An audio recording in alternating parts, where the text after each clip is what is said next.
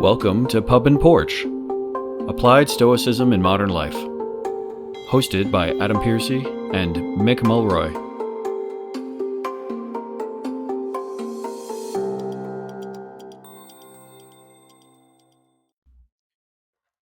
Welcome back to Pub and Porch, Applied Stoicism. I'm your host, Adam Piercy, with my co-host, Mick Mulroy. Today we wanted to talk about something that's, I think, near and dear to our hearts and why we started this podcast, which is the future of Stoicism. It's always easy in these podcasts to talk about the past, which is great, to talk about what's happening right now. But ultimately, you have to have a goal. You have to have a direction that you're moving. I usually like when I talk to mentees in my mentorships, I do like to use the word trajectory. And Mick and I wanted to talk about this today to get out there how we feel and also give others in the community a chance to chime in, hopefully, as well. So, Mick, what are your first thoughts on the future of Stoicism? Where it is, where it's going, where you'd like it to go? Well, to start with, and I like the way you introed this, it's one thing just to talk about people that lived a long time ago and the concepts that they developed, which have carried throughout Western civilization and beyond for thousands of years, which is awesome. It's one of the reasons why I was so fascinated in this, even as a kid, and remain so.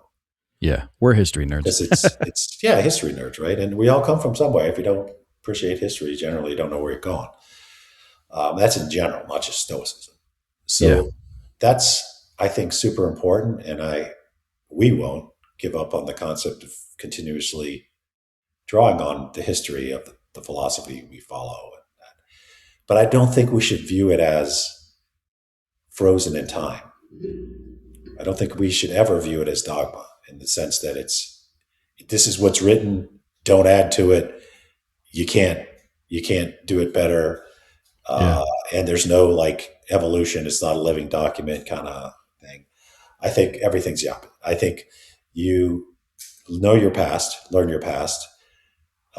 You figure out how it can help currently, which we try to do. That's why this is applied Stoicism.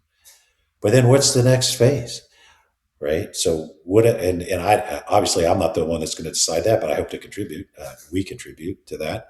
But people who adhere to Stoicism should all, I hope, want to contribute. It's not just reading Seneca and Epictetus, and obviously really is. It's not just being able to quote their quotes.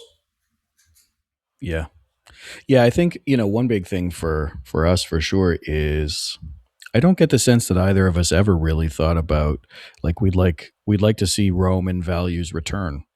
Right. Interest, and I know that sort of feels like a joke, but ultimately I think, the historical texts are super important because that's the basis for everything else. But I think, we've had some jokes back and forth about how there's that meme going around about how white men think about Rome way too much, right? Like every day. Yeah, like every day.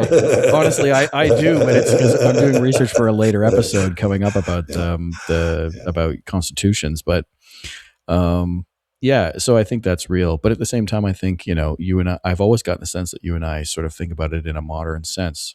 So my first thing that I would say I would hope would happen with this is I would hope that people do embrace some of the more modern writers even more than we already have. So, friends of the podcast include Massimo Pigliucci and Donald Robertson and Chris Gill and other members of a movement that originally was started in the UK called Modern Stoicism, right? And it's interesting, I would like to see people take the classical texts, but as well as take modern version of the modern writers and use those, as they go forward, because I think it's important to look at these things with a modern lens. Like it's easy to talk about how in Epictetus' world, right, slavery was normal, and it was very different than it was in, say, antebellum South United States, for example. But at the same time, the word still says slave. It still has to be interpreted. And so I think, using those modern writers as a lens to show, how it looks today, I think is very important. So, but yeah, I really don't ever get the sense that we want Rome to return. It's more just like we want values that have had, a long-standing tradition of doing good things. We'd like to see probably resonate more. So, Yeah, but totally. And so the thought, we were talking about this before the podcast episode, what I would promote, yeah, in addition to one thing to quickly address, sometimes you hear people say, oh, these people are just trying to make money on Stoicism. Okay, well, everybody has to earn a living, but I think everybody just mentioned, Donald, yeah, the whole group that we are tied with, Modern Stoic Movement, Chris Gill. Also, I would add the Aurelius Foundation yep, is also a really big deal for me, and I'm part of it. Justin, great guy. Brian Holiday, been on his podcast. I think he is really pushing um, the new generation of Stoics. I think it's all yeah, great. The fact that they sell their book and make a living. I mean, it's like, yeah, so what? That's good. yeah. Maybe I shouldn't even address it, but they do Oh, sell. but You do hear that every once in a while. But my if it makes you feel better, me and Adam make no money off of this podcast. no, Not it's intentionally. Not intentionally. I think it's the other way around. Yeah. Yeah, But we would if we could. So sure. that's my point. But as far as the future, Hmm. I think if you look at the foundational document, if you look at Zeno's Republic, which was obviously an answer to Plato's Republic, it set up Yeah, the idea of an ideal society.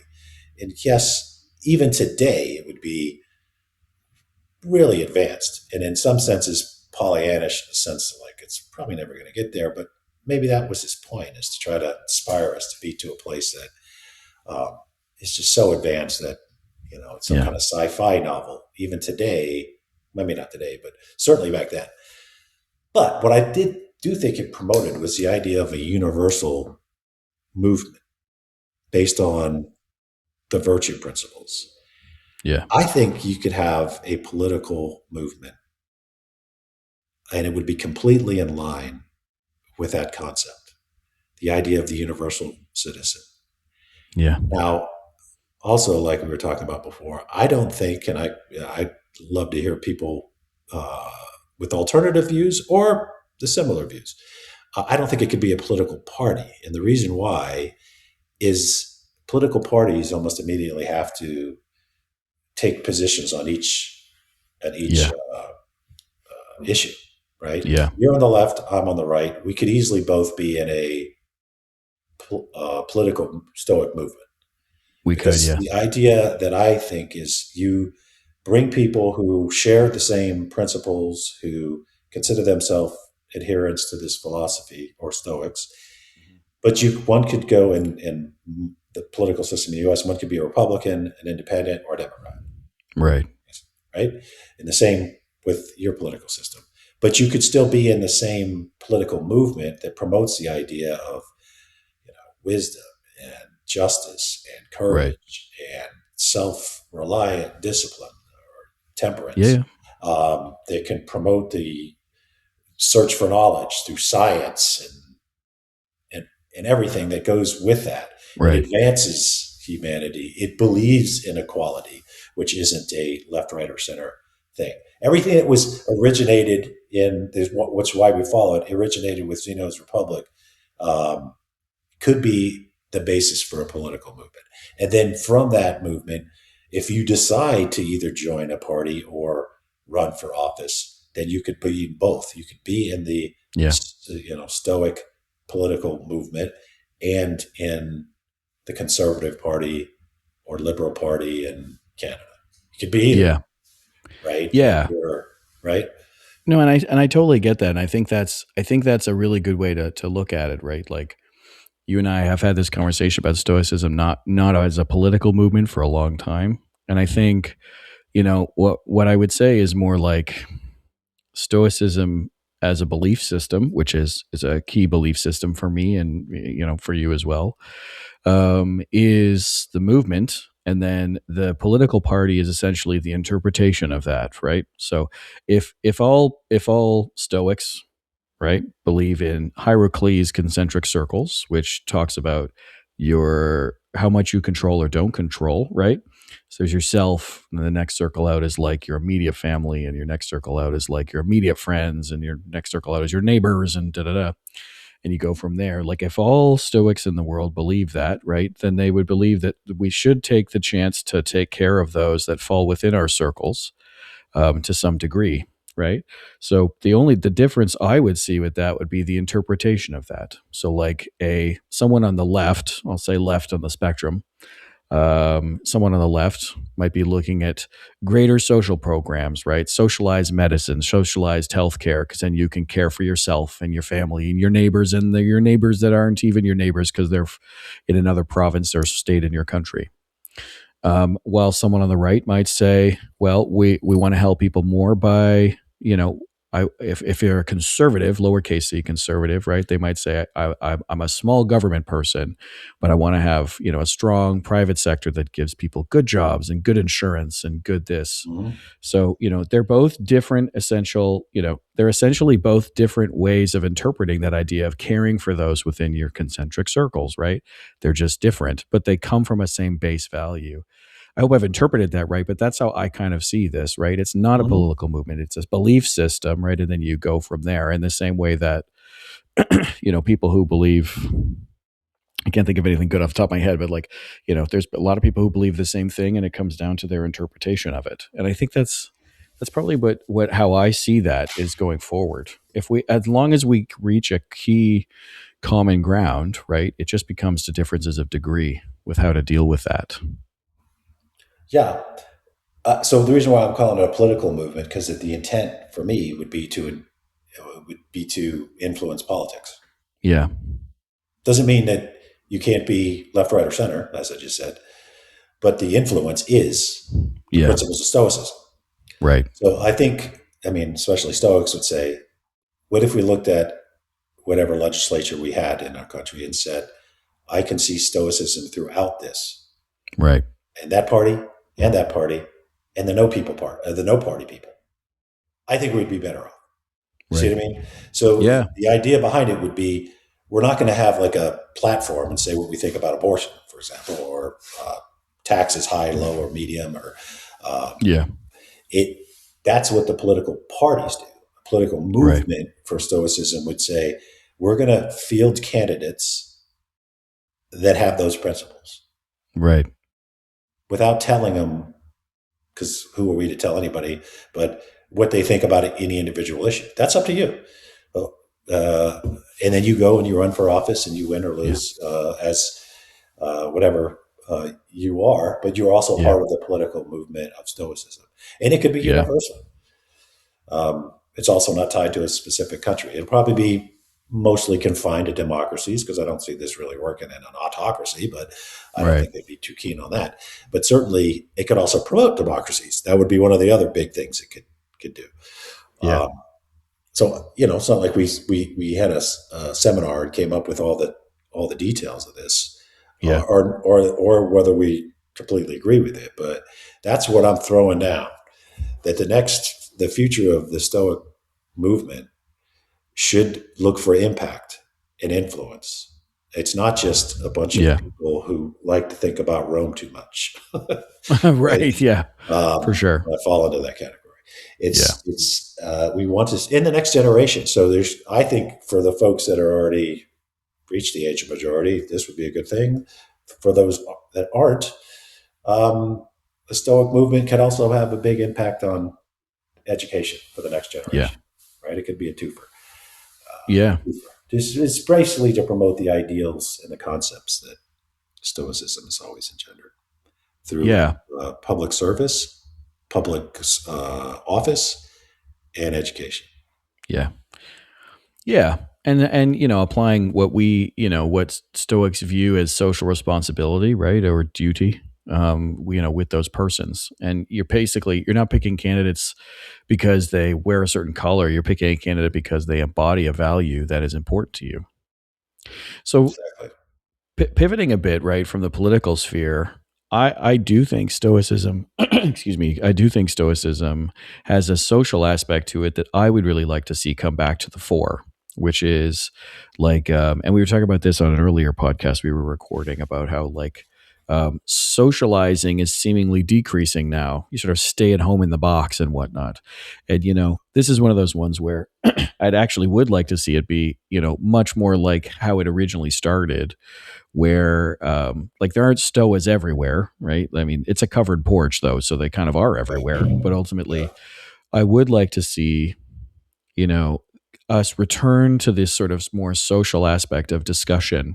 That is something I would love to see this movement start to promote again, right? Where, from the political discussion we were just having, right? Where under the same porch roof, we have left wingers, right wingers, centrists, right? All across the spectrum there to discuss these values and their interpretations of it. Because then we get better because our views are challenged. We're learning, which is the Absolutely. wisdom's side, but also we have courage to stand up against oppressive or inappropriate or incorrect information presented in those worlds. And there were times where it did kind of come back, like in the time of like the Enlightenment, right? There was the salon, right? You'd have Hmm. and the salons like that, right? I'm sure the names you think of are like Diderot or Rousseau or Hmm. I'm trying to think of somebody else, but let's go with those two. Ultimately, though, I think that's what I would like to see come out of this. You and I have joked. I think you've joked about this with me. I don't know if I ever said this out loud, but like this is kind of therapy, right? Like we get to Hmm. this is our stoic. This is part of our stoic practice, and I would love to see that kind of be the case, right? Like maybe it becomes a regular stoic group that meets once a week. Maybe it's becoming more just being open to having these salons, but I would like to see that take shape again and make sure that these salons are open door, big umbrellas for everybody, right? Men, women, members of all across the community, right? LGBTQ, everything. And it should be a safe place for all to voice their opinions, have their conversations, and exchange free ideas. And so This is that's all that's what I coming would first together throw out right there. here on this podcast. I super dig that idea, the Stoa. And what is a modern day common man's version of a salon? Uh, you're gonna you're gonna say it's a pub, yeah, yeah, absolutely. I'm with you. I'm totally with you. Yeah, We don't even have to create anything. We can just go meet no, at a pub or whatever you prefer to call it, and that's yeah, and start this movement. Why yeah. not? And I like the other part of what you said a lot because this doesn't happen anymore, and it used to. I was just reading an article on Ronald Reagan and Tip O'Neill, which you might not know as a Canadian, but obviously Ronald Reagan was the president. Tip O'Neill was the Speaker of the House. Reagan was a Yeah, right. Okay. Republican. Tip O'Neill was a Democrat. They used to go get a pub or a pint at the pub, literally, Yeah, like every weekend together. right. Now, yes, they had common ethnic heritage, Irish, of course, but everybody talks Always the about that. Irish.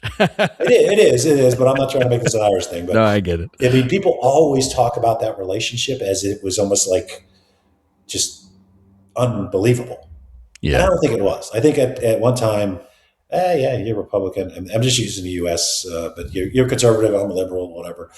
Um, we can still hang out and have beer, and it's not like now. But that's not the case anymore. It's almost like you're the enemy, right? yeah, So if the other thing this could do is break down those barriers a bit.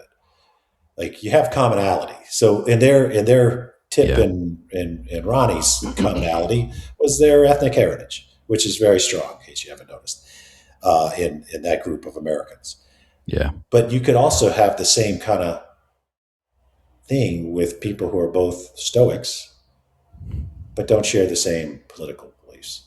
They could yeah, still understand they have a commonality and then have a civil conversation and appreciate the other person's side, even if they don't agree with it. But that's not right. where politics is going nowadays. No, It it's is so toxic. polarized now. It's so polarized. They won't listen to each other. There's no discussion. It turns into a shouting match almost immediately. So, Yeah, so in addition to bringing the characteristics of Stoicism into um, public life, it can also help people understand the other's perspective and not yeah, just treat it like a sports event where the other team could do no right, your team yeah, could do no wrong. The call's always bad if it was against you. You know, that kind of stuff. There's Yeah. no. Actually, you make a good point. Actually, I never thought about it that way because Yeah. I'm in a vortex that only talks about it from one perspective. Yeah. These pubs could be that ability to do that.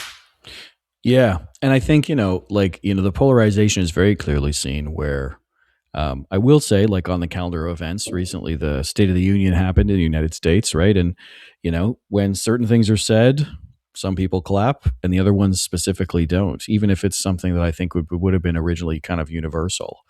And that to me kind of shows that we're already kind of losing this battle, right? It's like, well, your tie is a different color than mine, so therefore I don't agree with you, right? And I don't know. I feel like that's something we're losing right now. What I would say though too, right, is like, because a lot of people say, well, these events are happening now. Like Ryan Holiday had a tour back in the fall, right? And Yeah. I saw him here in Toronto. It was great. And you have other things like that where you get you get people talking about it. But I think one thing about Stoicism for me as well, just as like an extrapolation of this idea of the more social aspect, is that Stoicism really started as a street philosophy, is sort of how it's been described, right? Yeah, I Like, like so that. there's the Zeno and Hierocles and, all of those persons, and they're excellent. But, Zeno himself did not want Stoicism to be uh, a philosophy of what is the word? It's described in Ryan Holiday's Lives of the Stoics. There's a word, a philosophy of celebrity, I guess is how you would call it. Like there Yeah, was a it's like a time where cult it of was, personality. They yeah, didn't cult want of it. That's why personality. they didn't Yeah, they were call it going to call it Zenoism. Zenoism, Uh, Zenoans, right?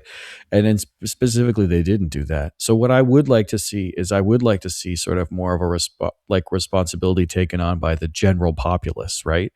So, you and I have day jobs. We don't do this for a living. I work in the space program and you work in, I can't national remember, security, national national security, security, right? and humanitarian. I'm And trying to think of humanitarian, the right? things. And you do some journalism work with that. So, but we're not specifically philosophers, is what I'm saying. And, I would love to see this kind of, build out to a much bigger thing because the one thing for sure, right, is like everyone's going to go, well, we have meetups all the time. Like I was at a barbecue with my neighbors last weekend, but like my whole thing is, did you talk about the weather and cars? That's great. But I struggle when I'm at social events because people want to talk about things. And then it's like, we're talking about cars and weather and, the latest show on streaming media, right? Which is great. But at the same time, like I think there's one thing that Stoics have the ability to do a lot of time. It's do the tough talk and do is just as you said, say, hey, I don't think I agree with that. Or say, oh, that's a really interesting way to put that. And that's what I would like to see happen more on the streets as a street philosophy, right? Where you can have the Yeah, disagreement and it goes okay and someone can change their mind, right? I think yeah, Marcus even that's has true quotes about wisdom. that. Yeah. That's true wisdom is ability to change your mind. Ability to change your mind. Ability to change your mind.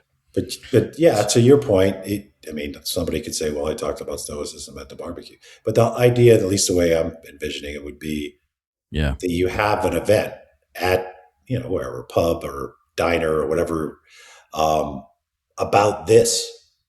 It's not just one of the Yeah. topics, right? Obviously can't get people to do what they don't want to do, but Yeah. that's where I think the future of Stoicism should be. It should take the past with Yeah. it, but it should look at the future for how it can influence it. And Yeah. I think that is through education, that is through service, which doesn't have to be in a public office, and public office, because ultimately that's what affects everybody. So when you Yeah. pass a law, it affects society. So that's why I'm Yeah. focused on that. You could either do it as a group that promotes people into office that Yes. share the characteristics. I would say that actually are adherents to it, not Yeah. just find people who are like courageous, um, and then promote them and promote Yeah. them collectively Yeah. because that's how people get to get into public offices. Other Yeah. people support them. Now, I just For saw sure. you brought up Ryan. I just saw last night my old boss, Secretary Mattis, General Mattis, with Ryan Holiday on PBS. PBS. Yeah. Margaret Hoover. Yeah, Firing line, right? he's Firing back. line. which is great. But like he's an example of a modern Stoic, right? Right. That most people know, right? And I had the privilege to work for, Yeah. and he exemplifies it, I think, perfectly. Now he probably won't want to run for office, which is why we want him to run for office. Right? Yeah. It's like George Washington scenario. Or Cincinnatus. Yes. So there's going to be that a bit of that, Yeah. So the people that you most want to run for office are going to be the most hesitant, probably. Yeah. But if you promote, if they start looking at it as service and not some kind of self-aggrandizement, which many people that go into politics Yeah. look at it, it's like I'm going to go promote myself, and then I'm going to go, I don't know, make money of it somehow. But if you find the right people in the Stoic movement that you think would do it for selfless service, like I think, and I'm Yeah.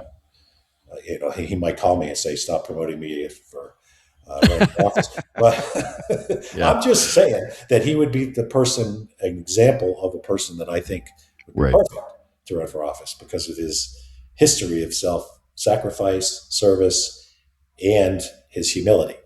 Yeah. But I For think sure. that's another thing it could do. Yeah. It could find those individuals and let them know that there's a whole group behind them that, or her, let's Hmm. actively seek, Yeah. to have females in this mix to run for office because we Yeah. believe that they would be the best representation of the Stoic political movement. Yeah. Yeah. Now, I think it's really important, though, that we also pivot a little bit here to talk about what's going on right now and how we want it to grow. Because, Mick and I both have worked.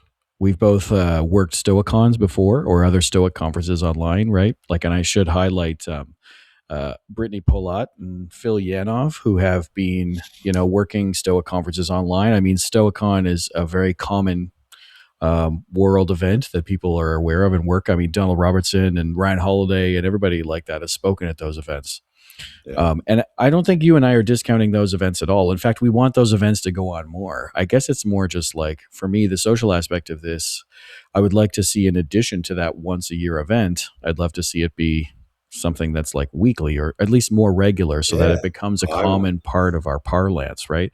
Like, because Stoic Week is excellent. We always want to promote the Stoic Week activity because it's just a great thing that we can do. But at the same time, when you're really into a philosophy like this, you start to realize that it's a 52-week practice. You know what I mean? Like, you're doing it all year round, every day. It helps shape the decisions we make and the directions we go. And that's all I wanted to make sure that we threw out there. Stoicon events are great. In fact, I co-hosted a Stoic Care event with Brittany Polat a few years ago where we talked about how Stoicism as a caring philosophy, there's a huge part of that.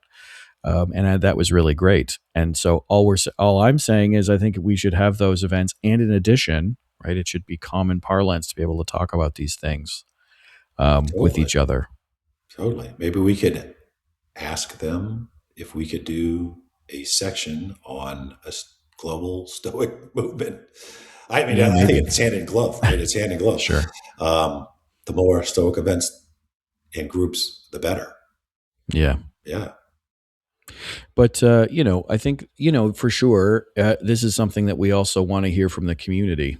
Like, as much as there are leaders, Donald, Ryan, Massimo, you, right, for example, who are commonly seen as leaders in this, and you do need leaders to help kind of move things along. I think there's the average Joe, average Jane Stoic, right, that I would love to see, really start to come to the fore here and kind of move this along in a different way and take the responsibility that I think we all have to take. And sort of, that's my view on it, though. We would love to hear from the group, excuse me, we'd love to hear from our fans if we have any. We'd love to hear from the populace who listens, right? Like, info@pubandporch.com. Leave a comment on the video or, any kind of way. You can find us on Twitter and things like that. Or, excuse me, X. Sorry, I keep doing that.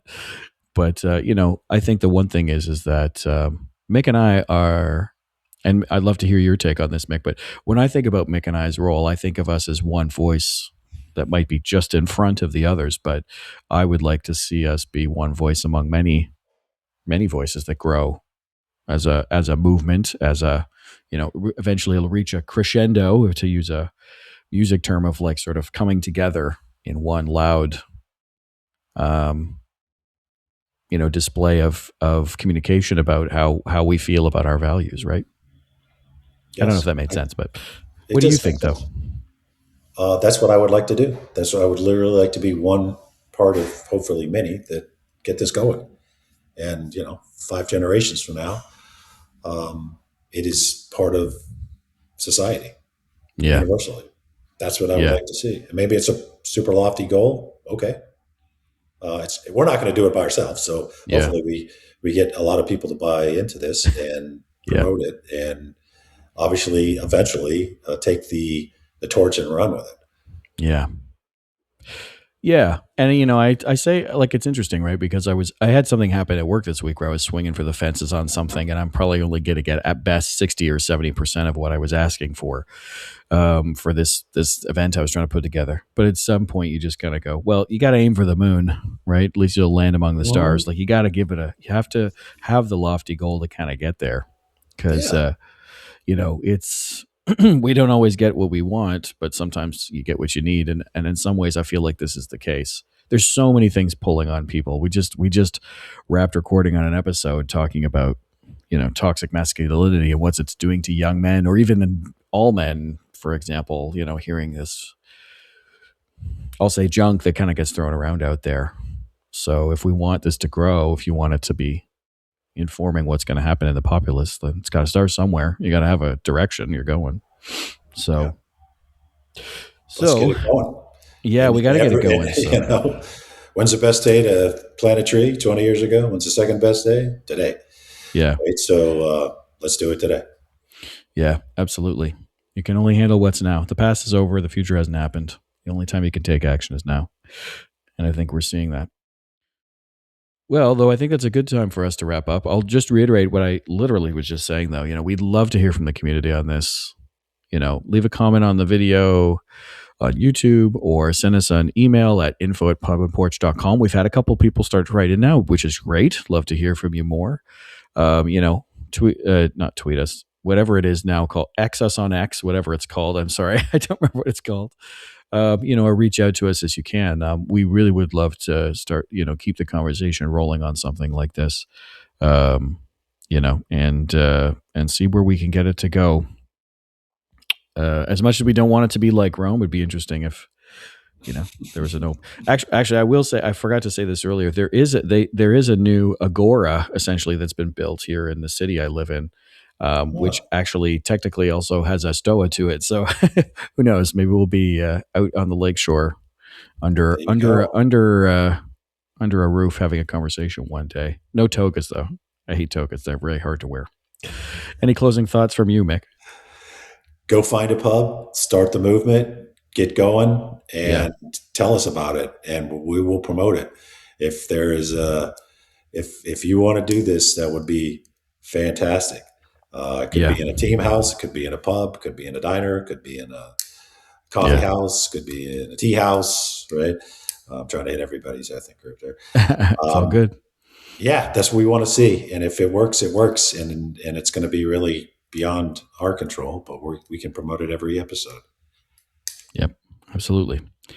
Well, thanks for joining us on the podcast this week. Cheers, Mick. Slasha. Thank you for listening to the Pup and Porch podcast. If you'd like to find out more about the podcast or its host, head over to pupandporch.com, and you can listen to all our episodes on Spotify, Apple, or whichever platform you prefer. And if you'd like to help out with the podcast, you can find us on Patreon. Drop us an email if you have a comment on any past episode, you have a suggestion for future episodes, or you have an essay on an important topic for Stoicism. Send it to us, and then we can be reached at info@pupandporch.com. Today's music was provided by bensound.com. Until next time, Pup and Porch out.